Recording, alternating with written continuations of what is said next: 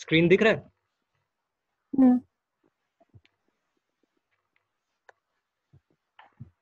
छोटा सा है, ज़्यादा बड़ा नहीं, लेकिन इम्पोर्टेंट है ना, क्योंकि केसेस बहुत आते हैं सीरियस लेके सीधे इमरजेंसी में। ये जो जो केसेस आते हैं ना, वही वही बता रहे हैं, जैसे डायबिटीज कीटोसिस एसिडोसिस तो आता ही है, स्टेटस एपिलेप्टिकस आता है, स्टेटस एस्थमेटिकस आता है, शॉक आता है, कंजेस्टिव हार्ट फेलियर आता है। तो ये सब में क्या है ना, एटलीस्ट शुरू में जान जाओगी तो जान बचा लोगी ना, उसके बाद तो वो वार्ड में जाएगा, वो तो फिर ट्रीट होता ही रहेगा। लेकिन इमरजेंसी जब करोगी तो ये सब पता होना चाहिए ना, कि पहले तो पहचानना आना चाहिए कि है क्या इसको, उसके बाद क्या क्या इन्वेस्टिगेशंस भेजना है वो।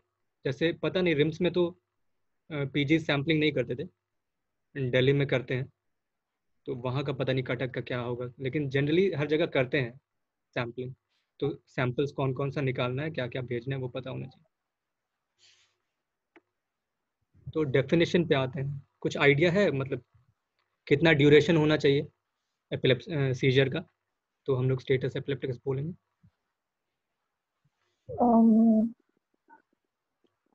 5 minutes of continued seizure। वो ऑपरेशनल डेफिनेशन है ना जो तुम बोल रही हो, ऐसे जो एक्चुअल डेफिनेशन है वो 30 मिनट्स का है, continuous seizure activity lasting greater than 30 minutes, या फिर 30 मिनट के अंदर अंदर 2 बार उसको सीजर आ गया without gaining consciousness in between. लेकिन ये देखा गया कि 30 मिनट्स बहुत ज़्यादा टाइम हो जाता है, उससे पहले ही अगर देखा गया कि 2 मिनट से ज़्यादा अगर सीजर रह रहा है तो वो टर्मिनेट नहीं होता है खुद से, उसमें ड्रग्स देने की ज़रूरत पड़ी जाती है। तो जो ऑपरेशनल डेफिनेशन है वो 5 मिनट का है। और जब अगर इमरजेंसी में बच्चा आ रहा है तो हमको पता नहीं है ना कि कितने मिनट से उसको हो रहा है, तो जितने भी केसेस अगर सीजर लेके इमरजेंसी में आ रहे हैं तो हम उसको स्टेटस एपिलेप्टिकस ही मानेंगे।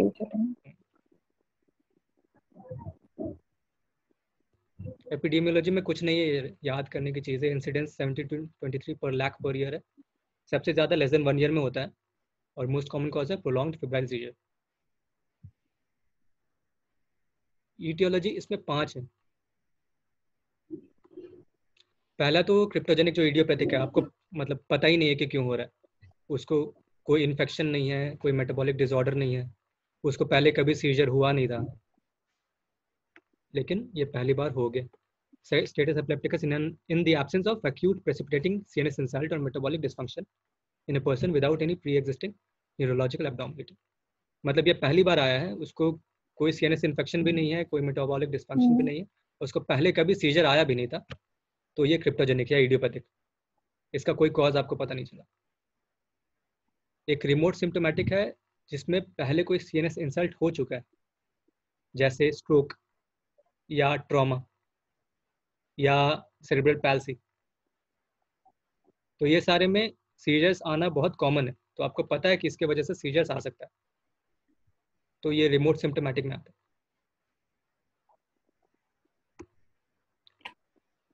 तीसरा है फेब्राइल सीजर। फेब्राइल सीजर बस इसका तो यही कॉज है कि अगर अचानक से टेम्परेचर बढ़ता है, बहुत तेज़ी से बढ़ता है, तो बच्चों में सीजर आ जाता है। ये जनरली 6 months to 5 years तक होता है, ये अलग टॉपिक ही है, और ये सबसे कॉमन कॉज है इसका, स्टेटस एपिलेप्टिकस का।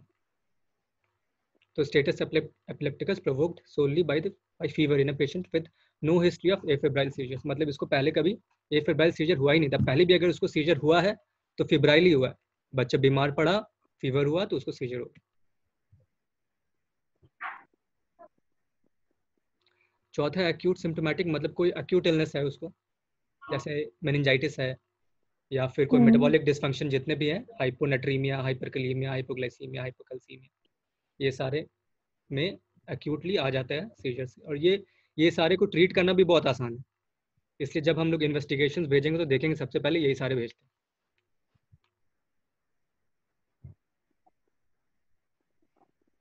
और एक है प्रोग्रेसिव एनकेफेलोपैथिक, मतलब जो भी प्रोग्रेसिव न्यूरोलॉजिकल डिजीज है। सेरेब्रल पैल्सी क्या है, वो स्टैटिक न्यूरोलॉजिकल डिजीज, वो प्रोग्रेस नहीं करता।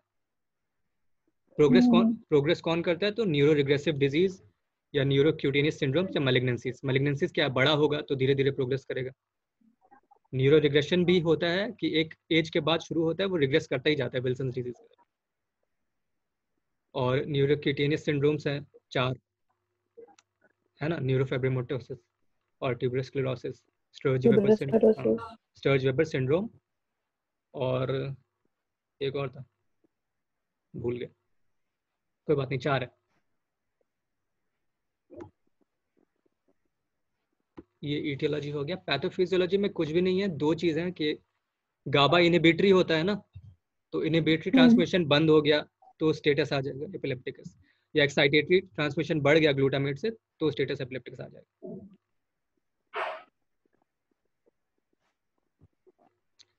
ये इंपॉर्टेंट है, ये प्रैक्टिकल चीज है कि बच्चा आया स्टेटस एपिलेप्टिकस में तो कौन कौन सा इन्वेस्टिगेशन भेजना है आपको। तो सबसे पहले तो हम लोग आरबीएस कर लेंगे, जो ग्लूकोमीटर से होता है, पिन प्रिक, हाँ फिंगर प्रिक से वो करके देख लेंगे। तो हाइपोग्लाइसीमिया है अगर, तो हाइपोग्लाइसीमिया ट्रीट करेंगे, उससे ठीक हो गया तो हो गया। ये सारी जब मेटाबॉलिक डिसऑर्डर्स की वजह से सीजर्स होते हैं ना, जैसे हाइपोग्लाइसीमिया, हाइपोनेट्रीमिया, हाइपोकलीमिया, हाइपोकैल्सीमिया या हाइपोमैग्नीसीमिया, इसमें क्या होता है कि आप वो डिसऑर्डर को ठीक कर दीजिए, उसके बाद वो ठीक हो जाता है, उसमें प्रोलॉन्ग्ड एंटी एपिलेप्टिक्स देने की जरूरत नहीं पड़ती है। बाकियों में क्या होता है कि सीजर तो टर्मिनेट करना ही है, साथ साथ में मेंटेनेंस डोज भी देना होता है एंटी एपिलेप्टिक्स का, वो बहुत दिन चलता है, 1 साल 2 साल चलता है। लेकिन ये मेटाबॉलिक डिसऑर्डर्स में नहीं चलता, एक बार ठीक कर दिए तो कर दिए, वो हो गया ठीक। तो ये सारे भेजेंगे हम लोग, आरबीएस भेजेंगे, आरबीएस तो चेक कर लेंगे, उसके बाद ब्लड में सीरम ग्लूकोज भेजेंगे, सारे इलेक्ट्रोलाइट्स भेजेंगे, sodium potassium calcium magnesium, CBC भेजेंगे, फुल ब्लड काउंट,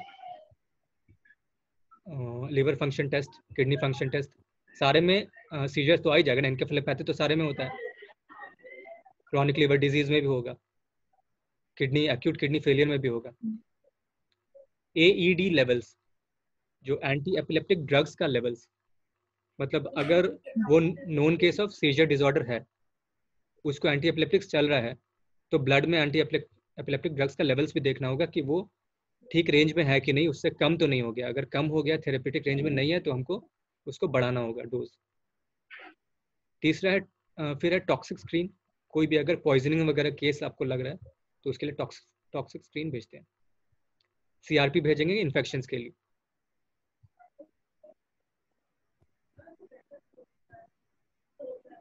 बाकी बच्चा जब स्टेबल हो जाएगा तब ये तीनों चीज हम लोग कंसिडर करेंगे। एक क्रेनियल सीटी, क्रेनियल सीटी क्यों कराएंगे, तो कोई अगर स्पेस ऑक्यूपाइंग लीजन अंदर है कि नहीं, हाँ कोई ट्यूमर वगैरह या कोई हिमोरेज वगैरह या इस्कीमिया, ये सारा पता चल जाएगा सिटी स्कैन ब्रेन से। और एलपी करेंगे, एलपी करने से पहले भी हम लोगों को 2 चीज करना पड़ता है, एक है फंडोस्कोपी, एक है सिटी स्कैन। फंडोस्कोपी अगर पैपिलिडिमा है उसमें और रेज्ड आईसीटी के फीचर्स हैं, पैपिलिडिमा हो गया तो हम लोग एलपी नहीं करते हैं, क्योंकि कोनिंग हो जाएगा। कोनिंग होगा, कोनिंग से क्या होगा, वो हर्निएशन हो सकता है, और हर्निएशन हो जाएगा, तो जो रेस्पिरेटरी सेंटर मेडुला में वो दब जाएगा, तो हाँ, वो रेस्पिरेटरी कंप्रेस अरेस्ट, होगा। रेस्पिरेटरी अरेस्ट से बच्चा मर सकता है। इसलिए रेज्ड आईसीटी में हम लोग एलपी नहीं करते हैं, अगर करते भी है तो गार्डेड एलपी करते हैं। Controlled LP. हाँ, तो एलपी करने से पहले फंडोस्कोपी करा लेना होता है, सिटी स्कैन करा लेना होता है। सिटी स्कैन में भी अगर कोई इक्सॉल है, इंट्राक्रेनियल स्पेस ऑक्यूपाइंग लीजन, तो उसमें हम लोग एलपी नहीं करते। या कोई ब्रेन एब्सेस निकल गया तो उसमें भी एलपी नहीं करते। तो सीटी स्कैन कर लेंगे, वो ठीक रहा तो एलपी कर लेंगे। एक ईईजी कर लेंगे, ईईजी में हम लोगों को पता चल जाएगा कि फोकल सीजर आ रहा है या जनरलाइज सीजर आ रहा है ना, या फिर नॉन एपिलेप्टिक सीजर एक्टिविटी, मतलब बच्चे को सीजर्स आ नहीं रहा है लेकिन ईईजी में सीजर्स के वेव्स दिख रहे हैं, उसको non epileptic seizure like activity कहते हैं। तो उसको भी सप्रेस करना है, क्योंकि उससे बाद में उसको सीजर आ सकता है। यहाँ तक समझ गई ना, मतलब सपोज, चलो आगे बढ़ते, लास्ट में पूछेंगे।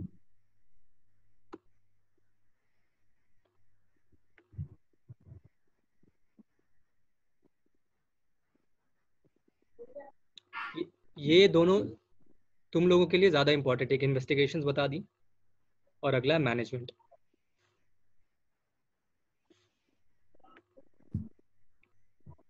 कोई भी इमरजेंसी केस आता है, चाहे जो भी हो, चाहे इससे है स्टेटस एपिलेप्टिकस हो, स्टेटस अस्थमैटिकस हो, डीके है, सबसे सबसे पहले इनिशियल स्टेबलाइजेशन ही करना है सर।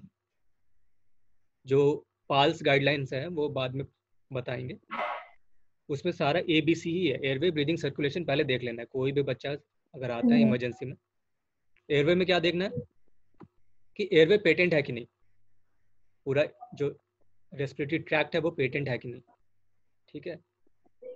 और अगर बहुत ज़्यादा सिक्रीशंस आ रहा है या टंग फॉल बैक कर रहा है सीजर में, तो ओरल एयरवे हम लोग यूज़ करते हैं। ओरल एयरवे से क्या होता है कि टंग को दबा के रखता है, वो फिर एयरवे को ऑब्स्ट्रक्ट नहीं करता। एक नेसल एयरवे भी होता है, लेकिन जनरली वार्ड्स में हम लोग ओरल एयरवे यूज़ करते हैं। ब्रीदिंग में क्या देखेंगे, उसका SpO2 देख लेंगे, जो ऑक्सीजन सैचुरेशन है, जो एक प्रोब तुम कैरी करोगे अब, उससे हम लोग देख लेंगे कि 95% के ऊपर है कि नहीं। उससे कम अगर आ रहा है तो हम लोग ऑक्सीजन देंगे। मास्क से दे सकते हैं, प्रॉन्ग से दे सकते हैं, उसमें भी अलग अलग FiO2 जाता है, वो बाद में बताएंगे। लेकिन ऑक्सीजन देना है, 100% ऑक्सीजन हम लोग शुरू कर देंगे उसको मास्क से। उससे भी अगर मेंटेन नहीं कर पा रहा है वो ऑक्सीजन सैचुरेशन, तो हम लोग मैकेनिकल वेंटिलेशन देंगे, उसको वेंटिलेटर पे अटैच करेंगे, इंट्यूबेट करेंगे पहले, फिर वेंटिलेटर पे अटैच करेंगे। तो एयरवे हो गया, ब्रीदिंग हो गया। सर्कुलेशन देख लेंगे। सर्कुलेशन में हम लोग देखेंगे कि शॉक में है कि नहीं। शॉक में है तो IV बोलस देना पड़ सकता है, तो उसके लिए IV एक्सेस लगाएंगे। IV एक्सेस मतलब IV कैनुला लगाएंगे उसको। और जब लगा रहे होंगे तो जितना भी सैंपल्स है इन्वेस्टिगेशंस वाला, तभी कलेक्ट कर लेंगे। बहुत सारे वाइल्स रखेंगे साथ में, कैनुला लगाते हुए जब वो ब्लड फ्लो आ जाएगा उसमें हम लोग कलेक्ट करते जाएंगे सैंपल्स। तो एक बार में दोनों काम हो गया ना, IV एक्सेस भी मिल गया, सैंपल्स भी मिल गया। अगर IV एक्सेस नहीं मिल रहा है, कुछ कुछ शॉक के केसेस में वेन्स इतना कोलैप्स हो जाता है कि IV कैनुला लगाना मुश्किल हो जाता है, तो उसमें हम लोग इंट्राऑशियस भी डाल सकते हैं। इंट्राऑशियस नीडल्स जो होते हैं बोन में डाल देना है सीधा उसको। BT नीडल जनरली यूज कर लेता है। इंट्राऑशियस नीडल्स अलग से भी आते हैं, लेकिन वार्ड्स में होता नहीं है। तो ब्लड ट्रांस अब भी देखते नहीं है। हम खुद नहीं देखे हैं, तुम क्या देखोगे। तो फिर जो ब्लड ट्रांसफ्यूजन का नीडल होता है वो मोटा होता है, तो उसको हम लोग TBL ट्यूबरोसिटी में रोटेटिंग मोशन से डाल देते हैं। जैसे हम लोग बोन मैरो एस्पिरेशन करते हैं उसी तरीके से इंट्राऑसियस नीडल डाल देते हैं। तो इंट्राऑसियस रूट से सारे ड्रग्स हम लोग चला सकते हैं। IV बोलस जो देते हैं वो इंट्राऑसियस रूट से भी बोलस दे सकते हैं। जितने एंटी एपिलेप्टिक्स हैं वो भी इंट्राऑसियस दे सकते हैं, ठीक है। तो ये एक बस टाइम फेच करने के लिए है ये इंट्राऑसियस। ये लंबे ड्यूरेशन तक नहीं चलता है, 24 घंटे तक चल जाएगा। तो इमरजेंसी अगर तुमको बचाना है, अभी अभी उसको शॉक में है, IV एक्सेस मिल नहीं रहा है, तो इंट्राऑसियस दे देंगे और फिर बाद में आराम से IV एक्सेस उसका ढूंढेंगे। उसके बाद वाइटल्स तो मॉनिटर करता ही रहना है, heart rate, respiratory rate. ECG monitor लगा देंगे अगर है वहाँ पे, तो मल्टी पैरा मॉनिटर होता है, उसमें सारे कुछ दिखा देते हैं। हार्ट रेट भी दिखा देता है, RR भी दिखा देता है, ECG वेव दिखा देता है, ऑक्सीजन सैचुरेशन भी दिखा देता है। और अगर नहीं है मल्टी पैरा मॉनिटर, तो हर आधे 1 घंटे में मॉनिटर करते रहना होगा। मॉनिटर करके उसका एक चार्ट होता है वाइटल्स का, उसमें भर देना होता है। तो ये तो हो गया इनिशियल स्टेबलाइजेशन। अब आता है मेन काम, हमको जो सीजर्स आ रहा है उसको टर्मिनेट करना है।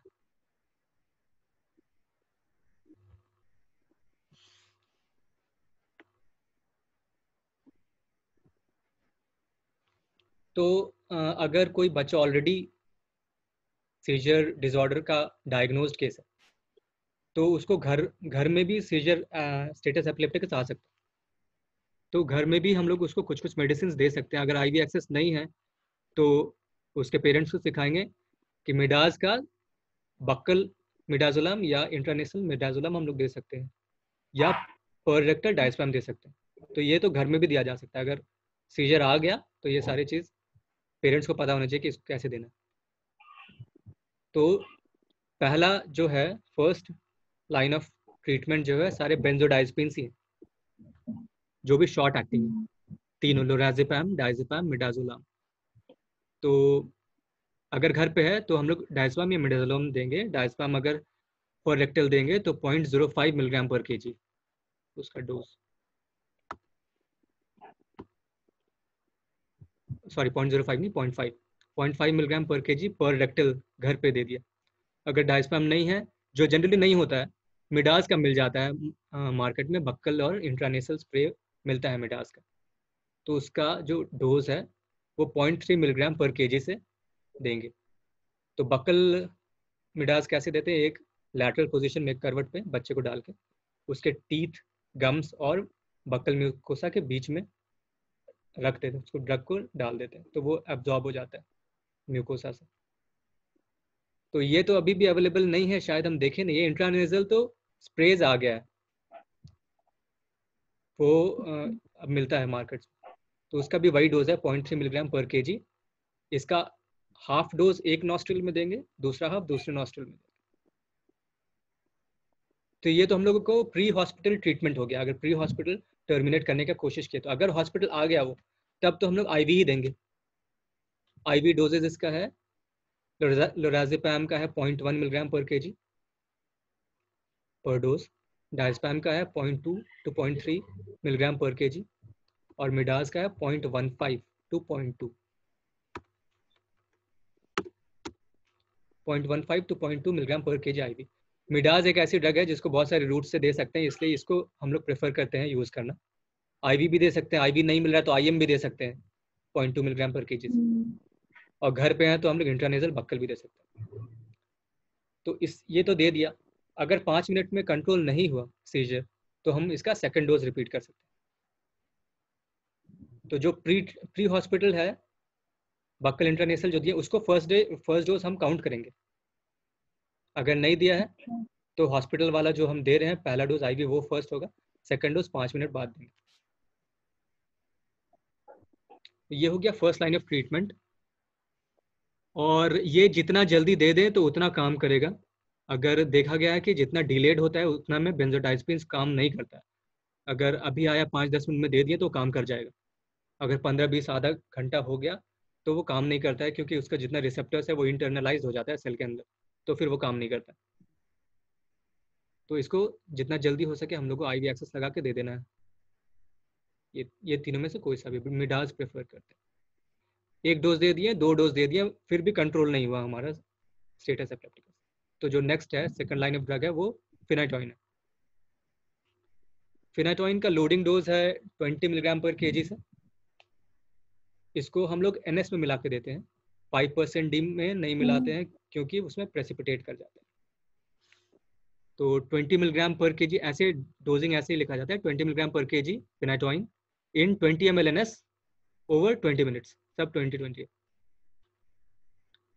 और ये तो चल गया, उस पर भी 10 मिनट तक रुके हम, 10 मिनट तक वो ठीक नहीं हुआ तो उसको एक और लोडिंग देंगे हम लोग 10 मिलीग्राम पर केजी फिनाइटोइन का, से रिपीट कर देंगे। मेंटेनेंस डोज ऐसे कोई भी स्टेटस एपिलेप्टिकस के फ्लो चार्ट में नहीं दिया जाता है, लेकिन हम यहाँ लिख दिए हैं क्योंकि अल्टीमेटली जब कंट्रोल हो जाएगा तो हम उसको मेंटेनेंस डोज पे ही भेजेंगे घर।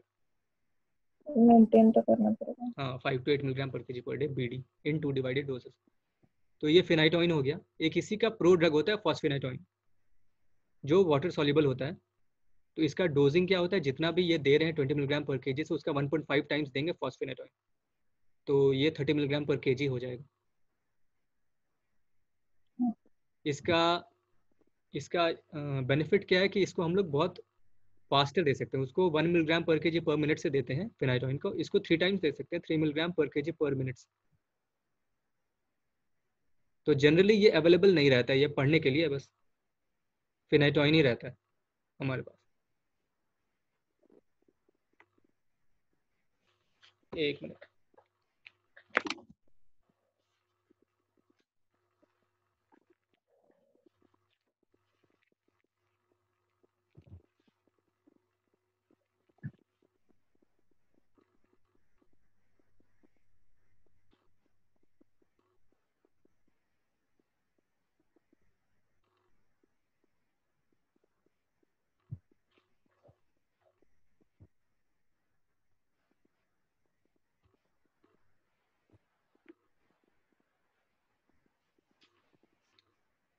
दिख रहा है स्क्रीन ना फिनाइटोइन यहाँ पे?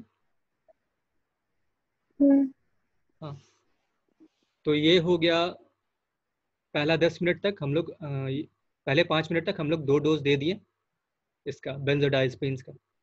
उसके बाद 10 मिनट तक हम लोग फिनाइटोइन का इन्फ्यूशन चलाएं। अब ये फिनाइटोइन का इन्फ्यूशन चल रहा है, 10 मिनट हो गया लेकिन अभी भी सीजर कंट्रोल नहीं हुआ। तब हम क्या देंगे?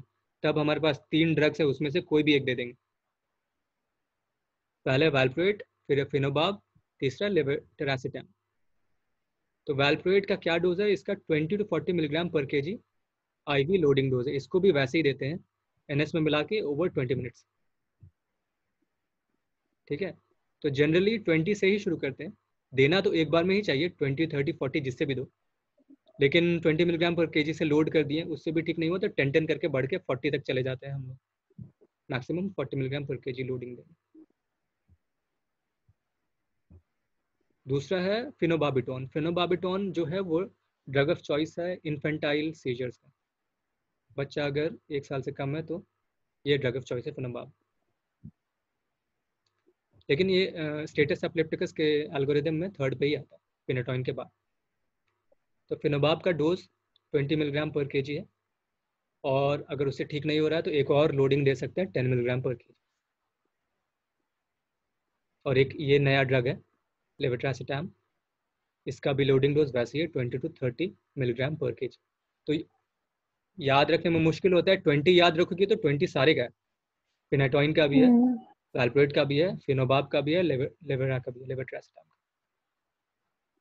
ठीक है, ये रेंज थोड़ा मुश्किल हो जाता है याद करना, किसका 40 है किसका 30 है। अभी तो याद हो जाएगा, लेकिन जैसे अगर अचानक से वार्ड में पूछ लिया गया तो नहीं बता पाएगा। तो ये तीनों में से कोई एक देना है। और अगर बच्चा 2 साल से कम है और कोई उसको इटियोलॉजी नहीं मिल रहा है उसके सीजर्स का, या फिर आइसोनियाजाइड टॉक्सिसिटी है, तो हम लोग उसमें आईवी पीरियडॉक्सिन 200 मिलीग्राम ट्राई करके देख सकते हैं, क्योंकि पीरियडॉक्सिन डेफिशिएंसी से भी सीजर आता है बहुत कॉमन।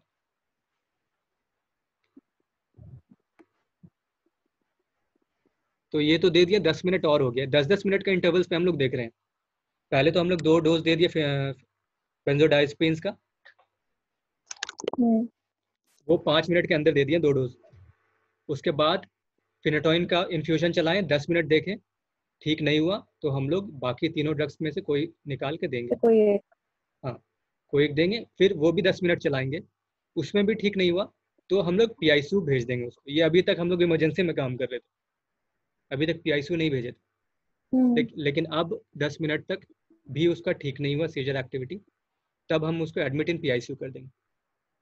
ठीक है, क्योंकि अब उसको कोमा इंडक्शन की ज़रूरत हो गई है, इतना अभी 3 ड्रग दे दिए ठीक नहीं हुआ। तो पीआईसीयू अगर गया तो उसका वहाँ पे मिडाज इन्फ्यूजन स्टार्ट कर देना। हम मिडाज तो हम लोग शुरू में दिए थे ना, वो तो बोलस दिए थे। शुरू में हाँ, वो बस हम्म टर्मिनेट करने के लिए दिए थे। लेकिन मिडाज का एक और रोल है, इसको हम लोग कंटिन्यूस इन्फ्यूजन में अगर देते हैं तो कोमा इंडक्शन होता है तो कैसे देंगे? 0.2 मिलीग्राम पर केजी से पहले आईवी बोलस दे देंगे जैसे हम लोग शुरू में दिए थे। उसके बाद इन्फ्यूजन शुरू करेंगे 1 माइक्रोग्राम पर केजी पर मिनट से। ठीक है, और इसको हर 5 या 10 मिनट में, ये भी 10 मिनट है, हर 10-10 मिनट में हम लोग ड्रग्स चेंज कर रहे हैं। ठीक, तो 1 माइक्रोग्राम पर केजी पर मिनट से इन्फ्यूजन शुरू कर दिए। अब हर 10 मिनट में असेस करेंगे, 10 मिनट में अगर ठीक हो जा रहा है तो कंटिन्यू करेंगे उतना पे ही। अगर 10 मिनट के बाद भी उसको सीजर आ रहा है तो हम लोग फिर 1 माइक्रोग्राम पर केजी पर मिनट से बढ़ा देंगे, 1 से 2 कर देंगे। तो ये हर 10-10 मिनट में असेस करते करते 1 से 2 से 3 4 कर करके हम लोग 30 तक जा सकते हैं। इसका रेंज बहुत लंबा है। ठीक है, 30 माइक्रोग्राम पर केजी पर मिनट तक इन्फ्यूजन हम जा सकते हैं मिडास का। तो जहाँ पे वो सीजर्स एक्टिविटी रुक गया तो उतने पे हम रुक जाएंगे मिडाज इन्फ्यूजन का, और फिर चलने देंगे उसको। कब तक चलने देंगे? 24 घंटे सीजर फ्री एक्टिविटी जब तक ना हो तब तक। समझ रही हो? उसमें 2 आवर्स लिखा है बा। क्या बोल रही हो? 2 आवर्स लगता है वो मिस हाँ टाइप हो गया है। हाँ हाँ, एमएस टाइप 24 हो। तो जैसे 1 से गए, बढ़ के 10 मिनट बाद 2 पे गए, उसके 10 मिनट बाद 3 पे गए, उसके 10 मिनट बाद 4 पे गए, 4 पे आके सीजर कंट्रोल हो गया। तो अब हम 4 माइक्रोग्राम पर केजी पर मिनट पे इन्फ्यूजन चलाते रहेंगे उसको 24 घंटे तक। अगर 24 घंटे के बीच में अगर फिर से सीजर आ गया तो फिर बढ़ा देंगे हम, 5 पे चले जाएंगे। ठीक है, तो जब सीजर रुक गया, 24 घंटे तक सीजर फ्री हो गया, तब हम एक एक से डिक्रीज करेंगे। लेकिन अब एक एक से डिक्रीज करेंगे हम 10 मिनट में नहीं, 3-3 घंटे पे। ठीक है, बढ़ा रहे थे हम 10-10 मिनट पे, घटाएंगे हम 3-3 घंटे पे। तो अब 24 घंटे हो गया, तो एक 4 से 3 पे ले आए, फिर 3 घंटे और देखे, 3 घंटे में फिर से सीजर नहीं आया तो 3 से 2 पे आ गए। ऐसे कर करके 1 पे आएंगे, 1 पे आके 3 घंटे और सीजर नहीं आया तो हम इन्फ्यूजन बंद कर देंगे। ठीक है, इतना क्लियर हो गया।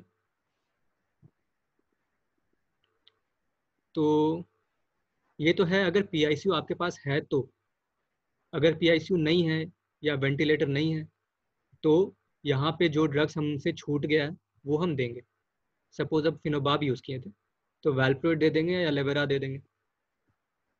ठीक है, अगर वैल्प्रोएट यूज़ किए थे तो लेवेरा दे देंगे। तो जो हमारे पास बचा है इधर से वो यहाँ पे दे देंगे। अगर पीआईसीयू हमारे पास नहीं है तो, है तब तो इन्फ्यूजन ही देना है।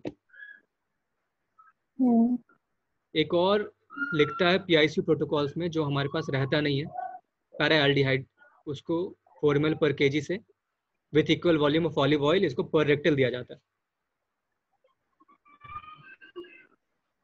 ठीक है, तो जनरली प्रैक्टिकली देखा जाए तो यहाँ तक तुम्हारा सीजर मैनेज हो जाता है। अभी तक इसके आगे तो हम गए नहीं है, क्योंकि इसका रेंज ही इतना बड़ा है मिडाज इन्फ्यूजन का 1 से 30 तक, कि मिडाज इन्फ्यूजन के रेंज में सीजर कंट्रोल हो जाता है। ठीक है, तो इसके बाद का जो है ये जनरली थ्योरेटिकली है, यूज नहीं करना पड़ता है जनरली। अगर करना पड़ गया तो बुक्स खोल के पढ़ लेना, क्योंकि ये याद नहीं रहेगा तुम्हें। ठीक है, यहाँ तक तो याद रहेगा मिडाज इन्फ्यूजन तक। इसके आगे ये सारे ड्रग्स इतने कम यूज होते हैं कि याद नहीं रहता। इवन हमको नहीं याद रहेगा, कोई सीनियर रेसिडेंट असिस्टेंट प्रॉफ को भी नहीं याद रहेगा, क्योंकि वो यूज ही नहीं किया। ठीक है, क्योंकि जो जो केसेस और जो जो ट्रीटमेंट्स तुम करोगी ना, बस वही याद रहता है। जैसे मलेरिया वहाँ बहुत था ना रिम्स में, तो मलेरिया हुआ, थैलेसीमिया हुआ, बहुत था, तो वो तो हमको रटा हुआ था, और यहाँ पे होता ही नहीं है, दिल्ली में आता ही नहीं। तो प्रोफेसर्स को भी नहीं पता था कि उसका मतलब किस मलेरिया में क्या देना है, क्या डोज है। तो वही होता है, जो जो करते रहोगे वही याद रहता है। तो यहाँ तक तो याद रह जाएगा, क्योंकि यहाँ तक तुम यूज़ करोगे मिडाज इन्फ्यूजन, इसके आगे यूज़ नहीं होता है।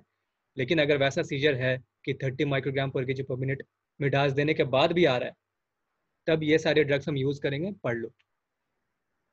हाँ, एक होता है रिफ्रैक्टरी, टर्म्स तो बोलना ही भूल गए। ये जो है रिफ्रैक्टरी स्टेटस एपिलेप्टिकस, अगर 10 मिनट तक सेकंड लाइन चल गया, फर्स्ट लाइन तो बेंजोडाइज़ेपिन्स था, सेकंड लाइन फेनाटोइन था, 10 मिनट तक फेनाटोइन हाँ चल गया तो रिफ्रैक्टरी बोल देते हैं उसको। ठीक है, अब सपोज मिडाज इन्फ्यूजन चल रहा है और 24 घंटे के बाद भी उसको सीजर आ गया, तो वो सुपर रिफ्रैक्टरी हो जाता है। ठीक है, तो ये कुछ कुछ डेफिनेशंस है जो क्वेश्चंस पूछे जाते हैं कि स्टेटस एपिलेप्टिकस क्या होता है, रिफ्रैक्टरी स्टेटस एपिलेप्टिकस क्या होता है, सुपर रिफ्रैक्टरी क्या होता है। ठीक है, तो स्टेटस एपिलेप्टिकस है कि 5 मिनट तक सीजर आ रहा है, ऑपरेशनल डेफिनेशन तो वही है। रिफ्रैक्टरी है कि सेकंड लाइन भी दे दिया, 10 मिनट तक देख लिए फिर भी आ रहा है। और ये है सुपर रिफ्रैक्टरी कि हम 24 घंटा तक दे दिए उसको ट्रीटमेंट फिर भी आ रहा है। मिडाज इन्फ्यूजन उसके बाद हाँ, 24 घंटे तक हम दे दिए फिर भी उसको सीजर्स परसिस्ट कर रहा है, तो उसको सुपर रिफ्रैक्टरी स्टेटस एपिलेप्टिकस कहते हैं। अब उसका ट्रीटमेंट ये है, ये सारे थ्योरेटिकल क्वेश्चंस भी हैं कि वो सीधे पूछ देगा सुपर रिफ्रैक्टरी का ट्रीटमेंट बताओ। ठीक है, तो यहाँ पे इतना कहानी लिखने से अच्छा कि तुम यहाँ लिख दो कि तुम मार्क्स मिल जाएगा, क्योंकि यही ट्रीटमेंट है सुपर रिफ्रैक्टरी का। ठीक है, लेकिन पेज भरना है तो पूरा लिख सकती हो।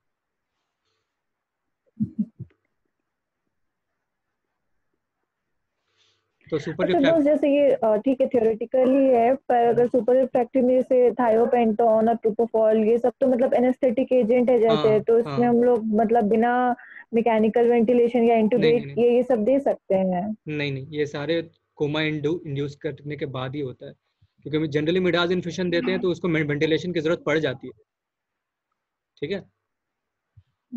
तो कोमा इंड्यूस हम कर दिए तो उसको जनरली मैकेनिकल वेंटिलेशन का जरूरत पड़ जाता है, नहीं भी पड़ता है, मिडाज अगर 1 2 3 4 तक गए हैं तो हो सकता है ना जरूरत पड़े, लेकिन 24 घंटे तक उसको आ रहा है अगर सीजर, तब तो हम इंट्यूबेट करके वेंटिलेशन पे डाल ही देते हैं। तो ये सारे मैकेनिकल वेंटिलेशन के साथ ही हैं ये सारे ड्रग्स।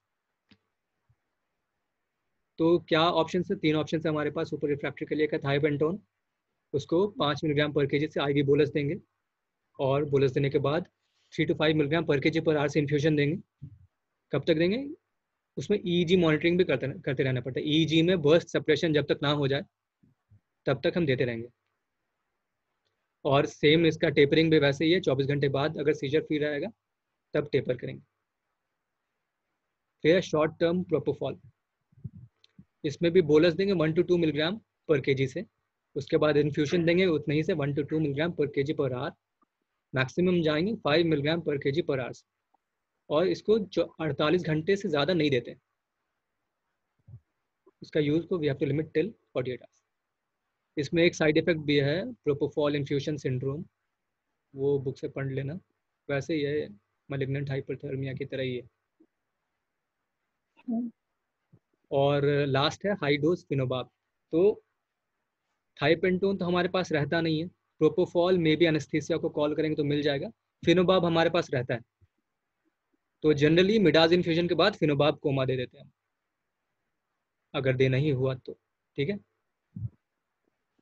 तो इसमें क्या देंगे, हर 30 मिनट्स में 5 to 10 मिलीग्राम पर केजी का बोलस देते रहेंगे उसको, till a maximum of 80 milligram पर केजी पर डे। तो अगर 10 से दे रहे हैं तो 8 बार दे सकते हैं, ठीक है, 5 से दे रहे तो 16 बार दे सकते हैं एवरी 30 मिनट्स। और फिर टारगेट क्या हमारा, सीजर कंट्रोल क्लिनिकली हो जाना चाहिए, बर्स्ट सेपरेशन ईईजी में हो जाना चाहिए, और हाँ ब्लड लेवल भी हमको देखते रहना है, 1000 माइक्रोग्राम पर ml तक रहना चाहिए, उससे ज़्यादा नहीं जाना चाहिए। ये सब अगर हो गया तो मेंटेनेंस डोज पे हम डालते हैं, अगर सीजर कंट्रोल हो गया तो मेंटेनेंस डोज हम लोग 40 तक जा सकते हैं मिलीग्राम पर केजी पर डे तक। जनरली वहाँ पे 8 तक ही जाते थे जो नॉर्मल होता है हमारा, लेकिन यहाँ पे 40 तक जा रहे हैं क्योंकि कोमा में डाले हैं ना हम लोग इस। और 2 एजेंट हैं,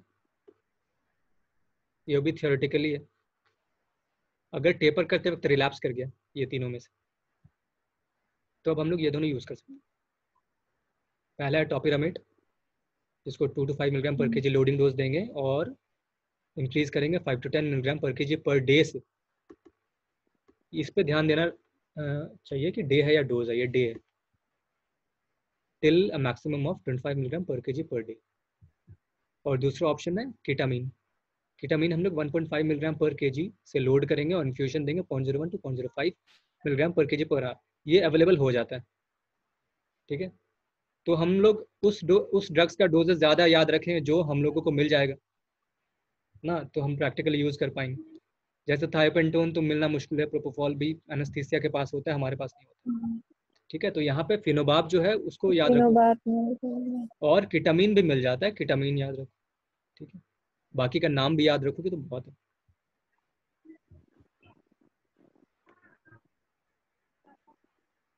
तो ये तो हमारे इमीडिएट ट्रीटमेंट हो गया कि हमको सीजर टर्मिनेट करना है, लेकिन फाइनली तो हम लोग जब तक अंडरलाइंग कॉज ट्रीट नहीं करेंगे तब तक वो ठीक नहीं होगा, ठीक है। तो सपोज सीजर टर्मिनेट हो गया, बच्चा सीजर फ्री रह गया, अब सारे इन्वेस्टिगेशन आ रहे हैं तो हम एक डायग्नोसिस बनाएंगे कि हुआ क्या था, तो उसके हिसाब से हम लोग अंडरलाइंग कॉज को ट्रीट करेंगे। सबसे जो इजी है ट्रीट करना है वो ब्लड शुगर, अगर हाइपोग्लाइसीमिया रहा या डिसइलेक्ट्राइटीमिया रहा, हाँ तो ये भी इम्पॉर्टेंट है। अगर सपोज वो सीजर ट्रीटमेंट तो दे ही रहे हैं, बीच में तुम्हारे पास रिपोर्ट्स आ गया कि हाइपोग्लाइसीमिया है, तो हाइपोग्लाइसीमिया ट्रीट करेंगे साथ में, 10% डी 2 ml पर केजी से देंगे। या कोई डिसइलेक्ट्रोलाइटीमिया है, जैसे सोडियम कम है, पोटेशियम कम है, मैग्नीशियम कैल्शियम कम है, तो उसको साथ साथ जैसे रिपोर्ट्स आया तुमको दिख गया कि ये डायग्नोसिस है तो उसको साथ साथ ट्रीट करेंगे, क्योंकि हो सकता है कि उसको तुम ट्रीट कर दो तो वो सीजर आना बंद हो जाए, फिर आगे तुमको बढ़ने की जरूरत ही ना पड़े। दूसरा जो सबसे कॉमन है वो है फिब्राइल सीजर। फिब्राइल सीजर में कुछ करना नहीं है, तुम उसका एंटीपायरेटिक दोगी, स्पॉन्जिंग टेम्परेचर करोगी, कम करेंगे। टेम्परेचर कम होगा, सीजर कंट्रोल हो जाएगा। ठीक है, तो उसका भी अलग से मैनेजमेंट प्रोटोकॉल है, वो बाद में पढ़ाएंगे। उसमें क्या है कि एक शॉर्ट टर्म इंटरमिटेंट मेंटेनेंस होता है, कंटिन्यूस मेंटेनेंस होता है। तो इंटरमिटेंट मेंटेनेंस जो होता है क्लोबाजाम देते हैं, कंटिन्यूस मेंटेनेंस में वैल्प्रोएट देते हैं। ठीक है, अगर मेनिंजाइटिस दिख गया, एलपी की है, मेनिंजाइटिस दिख गया, मेनिंजल साइंस था उसको, तो एंटीबायोटिक्स देंगे हम लोग 21 दिन तक। अगर उसको सेरेब्रल पैल्सी है या इडियोपैथिक है, कुछ नहीं मिल रहा है, तो हम लोग उसको सीजर्स कंट्रोल करके, जिस पे कंट्रोल हुआ है जिस ड्रग पे, उसका मेंटेनेंस डाल के घर भेज देंगे। ठीक है, और सपोज वो इडियोपैथिक था और सीजर्स उसको ड्यूरिंग ट्रीटमेंट आ गया, सपोज वो फिनाटोइन खा रहा था 5 मिलीग्राम पर केजी पर डोज पर डे से, वो मेंटेनेंस खा रहा था घर पे, लेकिन फिर भी उसको सीजर आ गया, स्टेटस में आया, तो हम फिर से फिनाटोइन से लोड कर दिए, सीजर कंट्रोल हो गया, अब हम उसका मेंटेनेंस बढ़ा के भेजेंगे, 5 से था तो 6 से कर देंगे, 6 से करके उसको घर भेज देंगे। ठीक है, तो ये हो गया इडियोपैथिक। अगर कोई ट्रॉमा या न्यूप्लाज्म मिल गया तुमको सीटी स्कैन में, तो हम उसको उसको न्यूरोसर्जरी न्यूरो भेज देंगे। सर्जरी रेफर करेंगे। हाँ, तो ये हो गया हमारा मैनेजमेंट पूरा। यहाँ तो ऑलमोस्ट खत्म हो गया, थोड़ा सा कॉम्प्लिकेशन आउटकम है वो, तो बहुत ही छोटा सा। कॉम्प्लिकेशंस में क्या होगा, टैकिकार्डिया, जितने भी सिंपैथेटिक डिस्चार्ज होते हैं ना, इसमें सीजर आ जाएगा तो कैटेकोलामाइन्स रिलीज हो जाएगा। सब इंक्रीज हो हाँ, जाएगा। Tachycardia, hypertension, increase cardiac output. हाँ, और फिर बाद में हाइपोटेंशन भी हो जाता है, बहुत ज़्यादा सीजर्स रह गया, यहाँ तो हाइपरटेंशन हो रहा है, बाद में बहुत ज़्यादा सीजर्स रह गया तो हाइपोटेंशन, हाइपोक्सिया भी हो जाता है, मेटाबॉलिक एसिडोसिस हो जाता है, रेस्पिरेटरी एसिडोसिस भी हो जाता है, क्योंकि ब्लॉकेज हो जाता है, बहुत ज़्यादा सिक्रीशंस हो जाता है। हाँ, एक और इम्पॉर्टेंट चीज़ था शुरू में, क्योंकि टंग बाइट बहुत होता है शुरू में ही, ये हम्म। इनिशियल स्टेबलाइजेशन में ही है, टंग बाइट बहुत होता है, इसलिए भी हम लोग ओरल एयरवे डालते हैं टंग को फिक्स करने के लिए। ठीक है, तो ये हो गया। हाइपर पायरेक्सिया, ये एक इम्पॉर्टेंट पॉइंट है, क्योंकि हिस्ट्री में हम लोगों को पूछना है कि फीवर का हिस्ट्री जो है वो सीजर से पहले आया या सीजर के बाद आया। ठीक है, सपोज पहले फीवर आया फिर सीजर आया, तो या तो वो फिब्राइल सीजर होगा या मेनिंजाइटिस होगा। हम्म। ठीक है, और अगर हम्म। सीजर आया उसके बाद फीवर आया, तो उसका कोई उतना वैल्यू नहीं है, क्योंकि सीजर से फीवर आ ही जाता है। हाँ, क्योंकि कैटेकोलामाइन्स रिलीज होता है, मसल एक्टिविटी बढ़ जाता है सीजर्स के दौरान, मसल हाइपर एक्टिविटी। तो सीजर के बाद फीवर आ जाता है, तो उससे हम लोग डायग्नोज नहीं कर पाएंगे कुछ। ठीक है, तो ये एक हिस्ट्री में इंपॉर्टेंट पॉइंट है जो पूछना चाहिए, वो बोल देगा फीवर तो पूछ लेना है कि सीजर से पहले आया था कि बाद आया। हाइपरग्लाइसीमिया भी हो जाता है, क्यों होता है, कैटेकोलामाइन रिलीज की वजह से, लेकिन बाद में इसमें भी विथ प्रोलॉन्ग सीजर हाइपोग्लाइसीमिया हो जाता है। क्यों होता है अभी याद नहीं आ रहा, शायद वो एनपीओ रह जाता है ना बहुत दिन तक, वही होना चाहिए। आउटकम में कुछ नहीं है, केस फैटेलिटी उसका 2.7 to 5.3% है। कुछ लॉन्ग टर्म सिक्वेले हैं अगर जल्दी से हम, हाँ ये इंपॉर्टेंट है, हम लोगों को इतना जल्दी एक्ट करना है, क्योंकि अगर हम लोग जितना देर करेंगे तो लॉन्ग टर्म सिक्वेली उतना ज़्यादा होगा, तो उसका सीजर टर्मिनेट हम लोग को जितना जल्दी कोशिश करना है कि जितना जल्दी हो जाए अच्छी बात है। तो लॉन्ग टर्म सिक्वेली में क्या होता है, हमारे पास एपिलेप्सी हो जाता है उसको, बाद में बिहेवियरल प्रॉब्लम है, कॉग्निटिव आईक्यू उसका कम हो जाता है, फोकल डेफिसिट्स भी हो सकता है, कोई क्रेनियल नर्व पैल्सी हो जाएगा उसको।